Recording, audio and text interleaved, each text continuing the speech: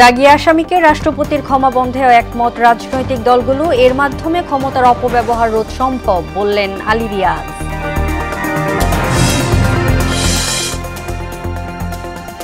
দেশে 10 দিনে 24 ধর্ষণের ঘটনা, ভিকটিমদের অর্ধেকই শিশু। নারী শিশু নির্যাতনের রোধ মাঠে নামছে কুইক রেসপন্স টিম, জানালেন উপদেষ্টা।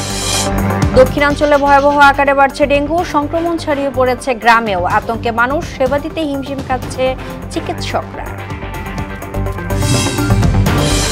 এবং একটি সেতুর অভাবে দুর্ভোগে সুনামগঞ্জের দুয়ারা বাজারের লাখো মানুষ, ফেরি ব্যবস্থার আশ্বাস কর্তৃপক্ষের।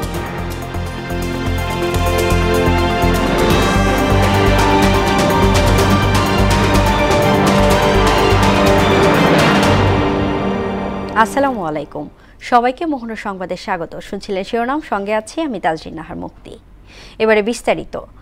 দাগী আসামিকে রাষ্ট্রপতির ক্ষমা দেয়া বন্ধ এবং বিচার বিভাগের বিকেন্দ্রীকরণ করে বিভাগীয় পর্যায়ে হাইকোর্ট স্থাপনের বিষয়ে একমত হয়েছে রাজনৈতিক দলগুলো। তবে বিএনপি মনে করে প্রধান বিচারপতিকে সংযুক্ত না করে বিভাগীয় হাইকোর্ট স্থাপন কাজে আসবে না।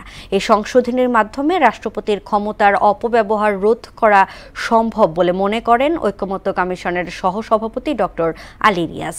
বিস্তারিত মুনতাসির মামুনের প্রতিবেদনে।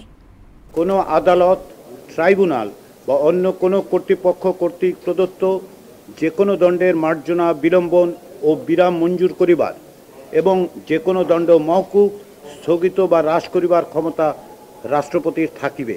সংবিধানের 49 অনুচ্ছেদে রাষ্ট্রপতিকে দেওয়া ক্ষমা প্রদর্শনের ক্ষমতা অপব্যবহার হয়েছে অনেকবার। শিশু সন্ত্রাসীদের ক্ষমা করার নজিরও আছে এ বিধানে। বৃহস্পতিবার ঐকমত্য কমিশনের দ্বিতীয় দফায় 9ম দিনের আলোচনায় শুরুতেই উঠে আসে রাষ্ট্রপতির ক্ষমার বিধান। দলগুলো এতে মতামত দেয়। এই ক্ষমা প্রদর্শন আইনের মাধ্যমে নিয়ন্ত্রিত হওয়া প্রয়োজন। এতে কি কি বিধান যুক্ত হতে পারে সে বিষয়ে অভিমত জানান বিভিন্ন দলের নেতারা।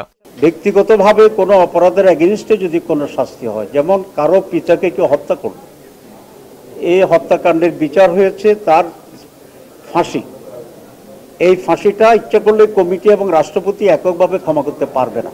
এখানে সকল রাজনৈতিক দল, স্টেক হোল্ডার সবাই যখন একমত হয়েছে যে সংবিধানে এই পরিবর্তনটা আনা যায় এইভাবে, এখানে এনসিসি তার প্রয়োজন নাই।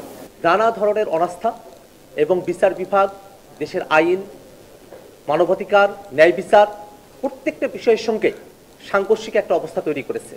রাষ্ট্রপতির ক্ষমতা অপব্যবহার রোধে এই সিদ্ধান্তে দেশের বৃহৎ রাজনৈতিক দল বিএনপি একমত হলেও বিভাগীয় পর্যায়ে হাইকোর্ট স্থাপনের বিষয়ে ভিন্নমত পোষণ করে দলটি। লোয়ার জুডিশিয়ারিতে যাতে ইন্ডিপেন্ডেন্স থাকে, সুপ্রিম কোর্টের চিফ জাস্টিসের হাতে বা সুপ্রিম কোর্টের হাতে থাকে, সেটা আমাদের একটা কমিটমেন্ট। এটা আমাদের 31 দফাতে বলা আছে যে আমরা অধস্তন আদালতের সম্পূর্ণ নিয়ন্ত্রণ ক্ষমতা সুপ্রিম কোর্টের উপরে ন্যস্ত করতে চাই।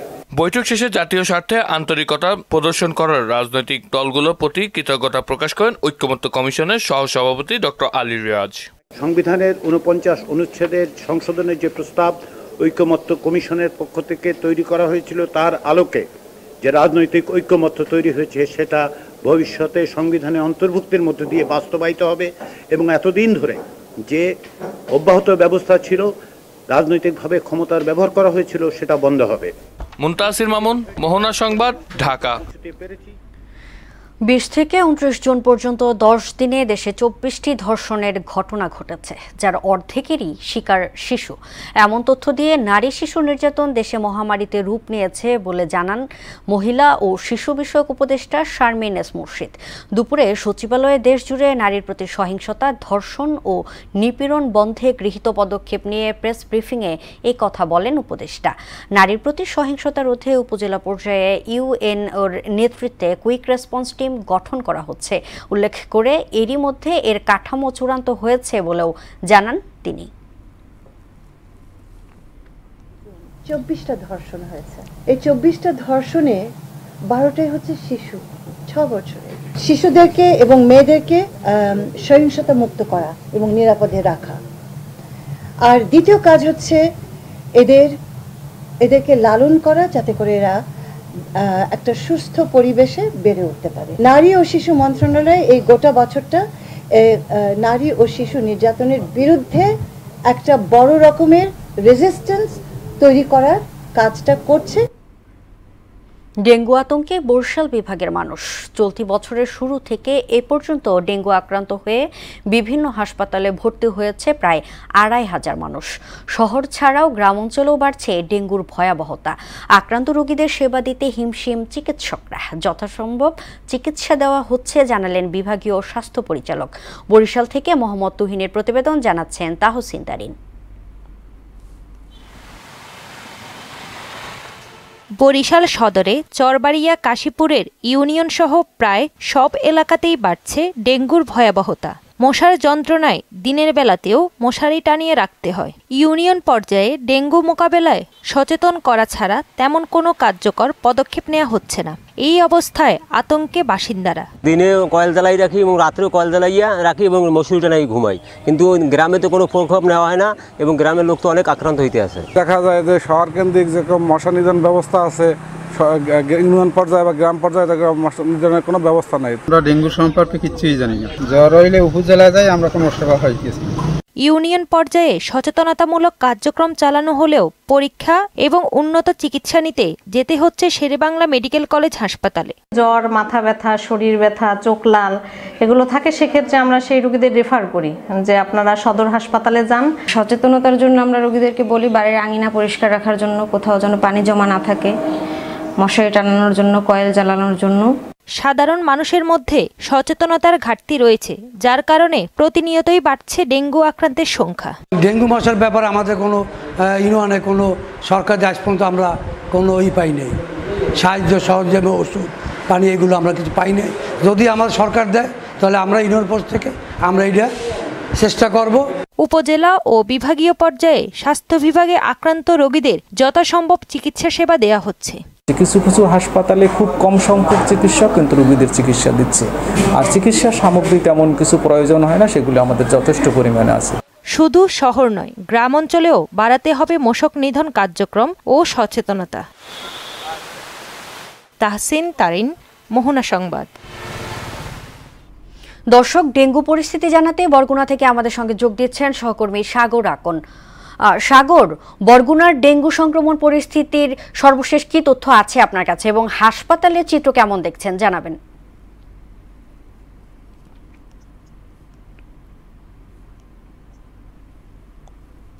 মুক্তি, আপনি যেটি বললেন যে আসলে দক্ষিণ অঞ্চলের যে ডেঙ্গু পরিস্থিতি এটি খুব ভয়াবহ রূপ ধারণ করেছে এবং এর মধ্যে কিন্তু বরগুনার অবস্থা খুবই খারাপ। আমি যদি আপনাকে গত ২৪ ঘন্টার কথা বলি, সেক্ষেত্রে কিন্তু গত ২৪ ঘন্টায় নতুন করে কিন্তু ৮৭ জন আক্রান্ত হয়েছে বরগুনায়। এর মধ্যে কিন্তু সবচেয়ে বরগুনা সদরেই বেশি। সদরই গত ২৪ ঘন্টায় ৫৫ জন আক্রান্ত হয়েছে এবং যে উপজেলার যে বিভিন্ন জায়গা রয়েছে সেখানে কিন্তু আরো ২২ জন নতুন করে আক্রান্ত হয়েছে। এবং আমি যদি আপনাকে বলি যে বরগুনা সদর হসপিটালেই কিন্তু বর্তমানে ১৮১ জন ডেঙ্গু আক্রান্তি হয়ে কিন্তু চিকিৎসা নিচ্ছেন এবং যে উপজেলার যে অনন্য স্বাস্থ্য কমপ্লেক্স, সেই স্বাস্থ্য কমপ্লেক্সে কিন্তু ৫৫ জন আরো কিন্তু চিকিৎসা নিচ্ছেন। এবং আমি যদি হসপিটালের কথা বলি, এখানে কিন্তু ২ দিন আগেও কিন্তু যে ঔষধের সংকট ছিল, স্যালাইন সংকট ছিল, সে আমরা দেখেছি আজকে কিন্তু যে ট্রাকে করে কিন্তু যে সে ঔষধ কিন্তু আজকে এসেছে এবং ঔষধ আনলোড হচ্ছে। সেক্ষেত্রে বলা যায় যে ওষুধের যে ঘাটতি ছিল সেই ওষুধের ঘাটতি কিন্তু পূরণ হবে। এবং কিন্তু আরেকটি বিষয় আপনাকে জানিয়ে রাখি, সেটি হচ্ছে যে হসপিটালে যে চিকিৎসক সংকট সেটি কিন্তু কোনোভাবেই দূর হচ্ছে না। এবং কারণ হচ্ছে এখানে কিন্তু আমরা দেখেছি যে এই ডেঙ্গুর কারণে কিন্তু অধিদপ্তর থেকে বা উপবিভাগীয় পরিচালক থেকে যে চিকিৎসক দেওয়া হয়েছে তারা কিন্তু সবাই এখানে কিন্তু যোগদান করেনি। তো মুক্তি, এই ছিল বরগুনা থেকে ডেঙ্গু পরিস্থিতি। আপনাকে ধন্যবাদ। এদিকে কুমিল্লার দাউদকান্দিতেও বাড়ছে ডেঙ্গুর সংক্রমণ। উপজেলায় এখনো পর্যন্ত ৬ জনের মৃত্যু হয়েছে ডেঙ্গুতে। গত ২৪ ঘন্টায় নতুন করে ৬৯ জন রোগী শনাক্ত হয়েছে। উপজেলার স্বাস্থ্য কমপ্লেক্স ভর্তি আছেন ১৭ জন, যার মধ্যে ৫ জন পুরুষ ও ১২ জন মহিলা। এছাড়াও বিভিন্ন বেসরকারি হাসপাতাল, ক্লিনিকে ভর্তি রয়েছে অনেক ডেঙ্গু রোগী। আবার কেউ কেউ বাড়িতেও চিকিৎসা নিচ্ছে। দর্শক, এবার দাউদকান্দিতে ডেঙ্গুর পরিস্থিতি জানাতে আমাদের সঙ্গে যুক্ত হচ্ছেন সহকর্মী শাহাব উদ্দিন। শাহাব, দাউদকান্দির সর্বশেষ পরিস্থিতি কি আমাদেরকে জানাবেন?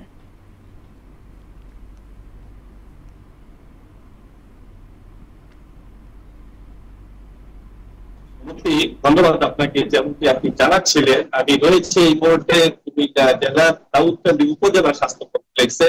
আপনার মাধ্যমে যদি আমার পেছনের অংশটি আমি ক্যামেরার মাধ্যমে একটু দেখাতে চাই, তবে বলতে হয় এখানে কিন্তু যে অবস্থা রয়েছে সেটি কিন্তু অত্যন্ত ভয়াবহ। দাউদকান্দি উপজেলা স্বাস্থ্য কমপ্লেক্সে কিন্তু আমরা যদি গত বুধবার সকাল 8টা থেকে বৃহস্পতিবার সকাল 8টা পর্যন্ত এই 24 ঘন্টার পরিসংখ্যান জানাই, তবে বলতে হয় 308টি পরীক্ষা করা হয়েছিল। এর মধ্যে কিন্তু ডেঙ্গু শনাক্ত হয়েছে 69 জনের।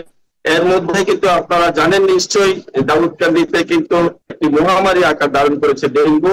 এর মধ্যে কিন্তু দাউদকান্দিতেই শুধু 7 জনের মৃত্যুর ঘটনা ঘটেছে ডেঙ্গুতে।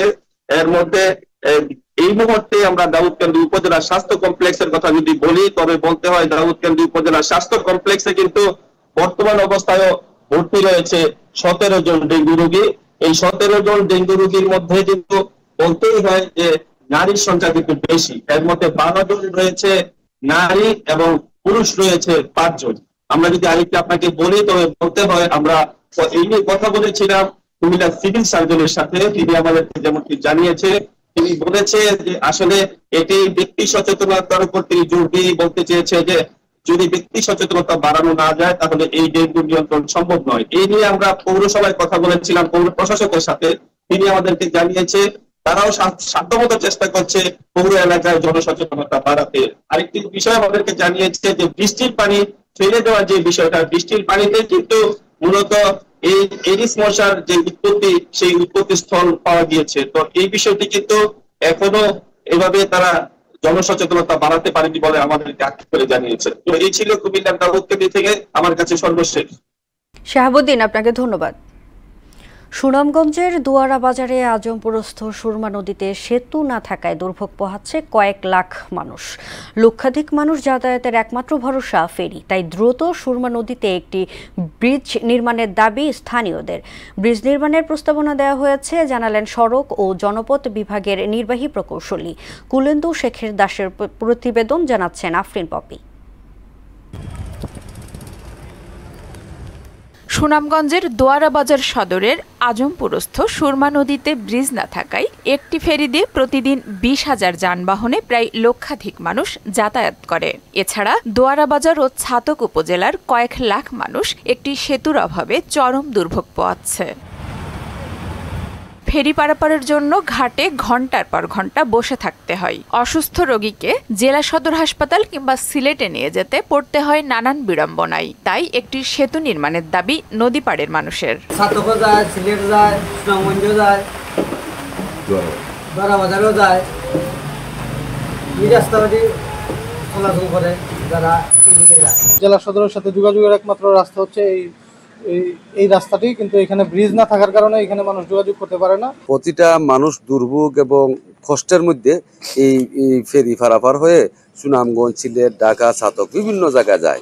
দুর্যোগপূর্ণ আবহাওয়ার মধ্যে মানুষের যে কি কষ্ট, এর মধ্যে যদি কোনো রোগী বা কোনো অসুস্থ মানুষ থাকতো তাইলে তো যে অবর্ণনীয় কষ্ট হইতো, এটা আসলে ভাষায় প্রকাশ করা যাচ্ছে না। এখানে যদি একটা ব্রিজ হয়, এলাকার মানুষ খুব উপকৃত হবে। দোয়ারা বাজার ফেরিঘাটের আরেক পাশে একটি ব্রিজ নির্মাণের প্রস্তাবনা দেওয়া হয়েছে। এছাড়া ফেরি পারাপারের দিকেও একটি ব্রিজ নির্মাণের পরিকল্পনা রয়েছে বলে জানালেন সড়ক ও জনপথ বিভাগের নির্বাহী প্রকৌশলী। এই সড়কের প্যারালাল একটা রোড রয়েছে যেখানে এলজিডির বর্তমানে একটা ব্রিজ নির্মাণের দিন রয়েছে।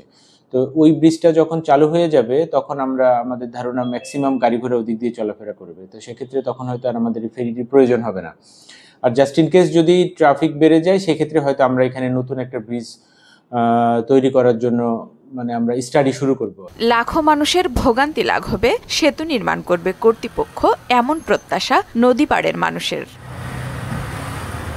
আফরিন পপি, মোহনা সংবাদ। মৌলভীবাজারে এবছর প্রায় 2500 হেক্টর জমিতে কাঁঠাল উৎপাদন হয়েছে। প্রতিদিন বিক্রি হচ্ছে কয়েক লাখ টাকার কাঁঠাল। বাম্পার ফলন হওয়ায় স্থানীয় চাহিদা মিটিয়ে বিদেশেও রপ্তানি হচ্ছে। সরকারি সহযোগিতা পেলে কাঁঠালের উৎপাদন আরও বাড়ানো সম্ভব। বিকাশ দাসের প্রতিবেদন, জানাচ্ছেন সিফাত রহমান জেসি। মৌলভীবাজারের শ্রীমঙ্গল, কমলগঞ্জ, নগর, বড়লেখা সহ বিভিন্ন উপজেলায় প্রতি বছরই বৃদ্ধি পাচ্ছে কাঁঠালের উৎপাদন। স্থানীয় চাহিদা মিটিয়ে ঢাকা সহ সারা দেশে যাচ্ছে এখানকার কাঁঠাল। সেই সাথে বিদেশেও রপ্তানি হচ্ছে মৌলভীবাজারের কাঁঠাল। এর মাধ্যমে অর্থনৈতিকভাবে লাভবান হচ্ছেন চাষিরা। দেশের বিভিন্ন স্থান থেকে পাইকাররা ছুটে আসছেন মৌলভীবাজারে। প্রতিদিন বিক্রি হচ্ছে কয়েক লাখ টাকার কাঁঠাল। তাতে খুশি স্থানীয়রা। কাঁঠালওয়ালা সেরা কাঁঠাল, এই কাঁঠালগুলো আমরা ওন থেকে নেই কিনে বাড়িতে না, মানুষের নবীন খায় বালা। এখানে বিভিন্ন জায়গাতেই মানুষ কাঁঠাল কিনে নিয়ে বিভিন্ন জায়গায় বেশি আমরা নিয়ে খাটিয়া বেশি মানে মনে করো 2-4 টাকা ব্যবসা হয়। গতি পালাগঞ্জের পার্টি আইছে, আমরা ব্রাহ্মণবাজার থেকে গাড়ি দিয়া পালাগঞ্জ। প্রায় 2500 হেক্টর জমিতে কাঁঠাল উৎপাদন হচ্ছে জানিয়ে এই কৃষিবিদ বললেন, সঠিক পরামর্শ ও সহযোগিতার মাধ্যমে কাঁঠালের উৎপাদন এবং রপ্তানি বৃদ্ধি সম্ভব। প্রায় 2500 হেক্টর জমিতে কাঁঠাল চাষ হয়। এই কাঁঠালের ফলন খুবই ভালো।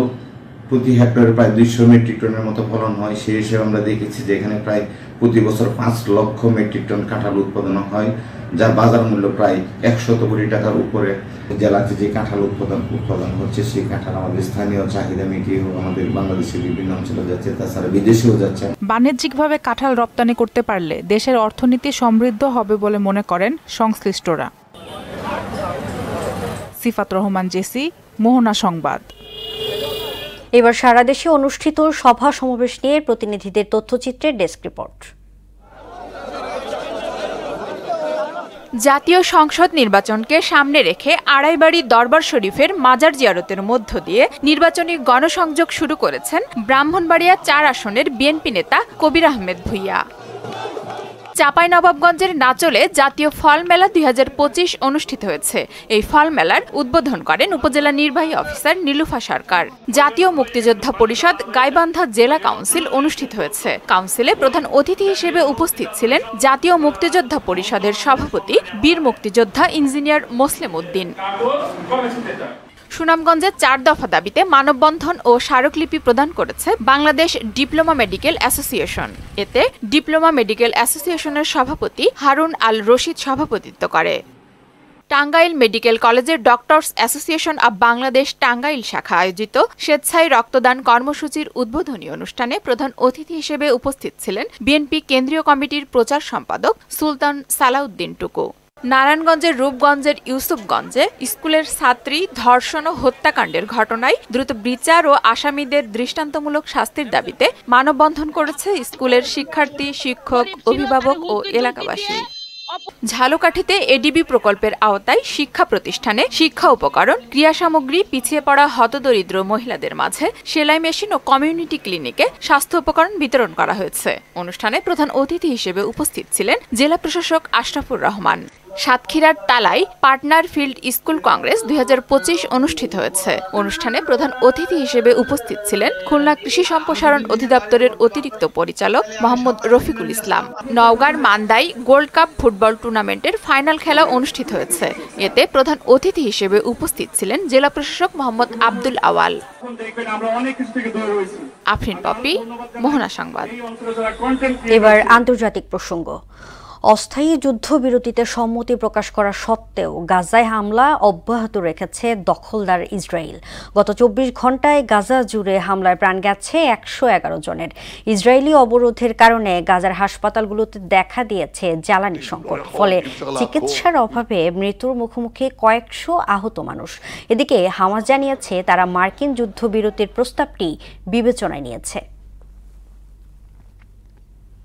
খেলার খবর। বিসিবির কোচিং প্যানেলে যুক্ত হলেন জাতীয় দলের সাবেক ক্রিকেটার মোহাম্মদ নাজিম উদ্দিন। নতুন দায়িত্ব হিসেবে চট্টগ্রাম বিভাগের বয়সভিত্তিক দলের কোচ হিসেবে কাজ করবেন তিনি। আনুষ্ঠানিকভাবে বিসিবির থেকে নিয়োগপত্র পেয়েছেন নাজিম উদ্দিন। সবশেষ 2012 সালে জাতীয় দলের হয়ে খেলা এই ডানহাতি ব্যাটার গত কয়েক বছর ধরেই কোচিংয়ে জড়িত ছিলেন। দীর্ঘ ঘরোয়া ক্যারিয়ারের পর কোচ হিসেবে নিজের দক্ষতা গড়ে তোলেন নাজিম। এবার সেই অভিজ্ঞতা কাজে লাগাবেন বিসিবির বিভিন্ন পর্যায়ের দল গঠনে ও খেলোয়াড় তৈরিতে। দর্শক, এ পর্যায়ে জানিয়ে দিচ্ছি আজকের সংবাদপত্রের গুরুত্বপূর্ণ শিরোনামগুলো।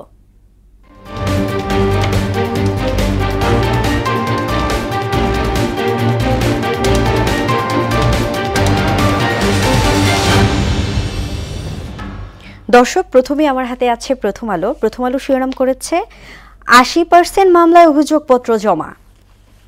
কুমিল্লায় 2 সন্তান সহ নারীকে পিটিয়ে ও কুপিয়ে হত্যা। বিএনপির পাল্টা শক্তি হতে তৎপর ইসলামী দলগুলো।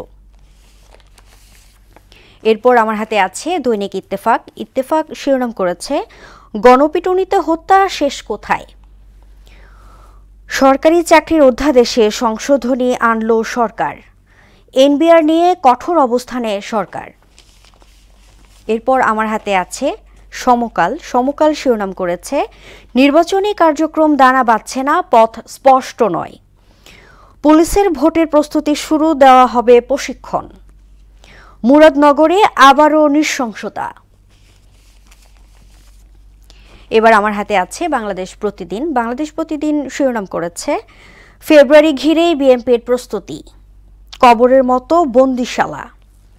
জব্দের আগে ব্যাংক খালি, স্থাবর সম্পদ অক্ষত। এ পর্যায়ে আমার হাতে আছে বণিক বার্তা। বণিক বার্তা শিরোনাম করেছে অন্তর্বর্তী সরকারের খসড়া টেলিকম নীতিমালা নিয়ে শুরু হলো বিতর্ক। সরকারি কর্মচারীদের তদন্ত ছাড়া শাস্তি নয়। চালের দাম কেন বাড়ছে সেটা এখনো রহস্য। নয়া দিগন্ত শিরোনাম করেছে সারা দেশে ছাত্র ধর্মঘটের ডাক, আন্দোলনে যেতে ছাত্রলীগের বাধা। বিভাগের হাইকোর্টের বেঞ্চ। বাংলাদেশে জাপানের সহযোগিতা আরও বাড়াতে প্রধান উপদেষ্টার আহ্বান।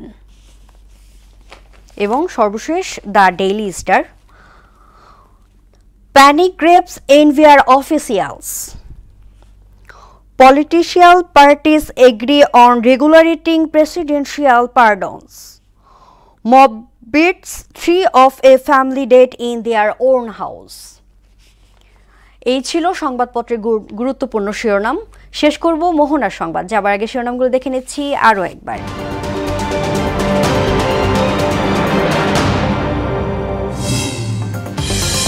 দাগী আসামিকে রাষ্ট্রপতির ক্ষমা বন্ধে একমত রাজনৈতিক দলগুলো। এর মাধ্যমে ক্ষমতার অপব্যবহার রোধ সম্ভব বললেন আলী রিয়াজ। দেশে 10 দিনে 24 ধর্ষণের ঘটনা, ভিকটিমদের অর্ধেকই শিশু। নারী শিশু নির্যাতন রোধে মাঠে নামছে কুইক রেসপন্স টিম, জানালেন উপদেষ্টা। দক্ষিণাঞ্চলে ভয়াবহ আকারে বাড়ছে ডেঙ্গু, সংক্রমণ ছড়িয়ে পড়েছে গ্রামেও। আতঙ্কে মানুষ, সেবা দিতে হিমশিম খাচ্ছে চিকিৎসকরা। এবং একটি সেতুর অভাবে দুর্ভোগে সুনামগঞ্জের দুয়ারা বাজারের লাখো মানুষ। ফেরি ব্যবস্থায় আশ্বাস কর্তৃপক্ষের।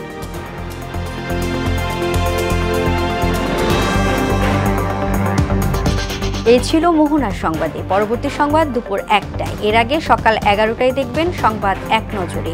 মোহনার সবশেষ খবর জানতে ভিজিট করুন www.mohona.tv। সংবাদ দেখতে পারেন ফেসবুক ও ইউটিউবে। এতক্ষণ সঙ্গে থাকার জন্য ধন্যবাদ।